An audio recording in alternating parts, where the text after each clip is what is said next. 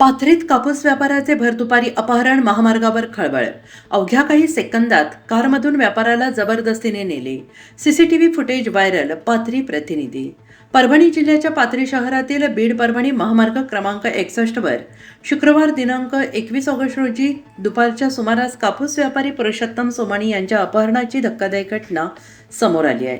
एकता नगर येथील रहिवासी असलेल्या सोमाणी यांचे भर रस्त्यातून अपहरण करण्यात आल्याने शहरात एकच खळबळ उडाली आहे. सीसीटीव्ही फुटेजमध्ये दिसत असलेल्या माहितीनुसार पुरुषोत्तम सोमाणी हे दुचाकीवरून जात असताना अचानक एका पांढऱ्या रंगाच्या कारने त्यांची दुचाकी अडवली आणि त्यानंतर कारमधून काही व्यक्ती खाली उतरले. अवघ्या काही सेकंदात सोमाणी यांना जबरदस्तीने कारमध्ये ओढून घेतले. त्यानंतर संबंधित व्यक्ती कार घेऊन घटनास्थळावरून निघून गेले. ही संपूर्ण घटना अवघ्या 3 सेकंदमध्ये घडल्याचं सीसीटीव्ही फुटेजवरून दिसून येते.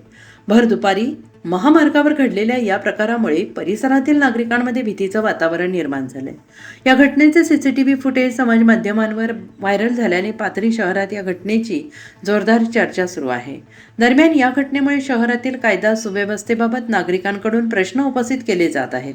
भर दुपारी महामार्गावर अशा प्रकारे व्यापाराचे अपहरण झाल्याने नागरिकांमध्ये असुरक्षिततेची भावना निर्माण झाली आहे. पोलिसांकडून या घटनेचा तपास सुरू आहे. सीसीटीव्ही फुटेजच्या आधारे अपहरण करणाऱ्या व्यक्तींचा शोध घेण्यात येतो आहे. अपहरणामागील नेमके कारण काय याचा तपास पोलिसांकडून केला जातो आहे. या धक्कादायक घटनेने पाथरी शहराच्या सुरक्षिततेवर प्रश्नचिन्ह निर्माण झाले आहेत.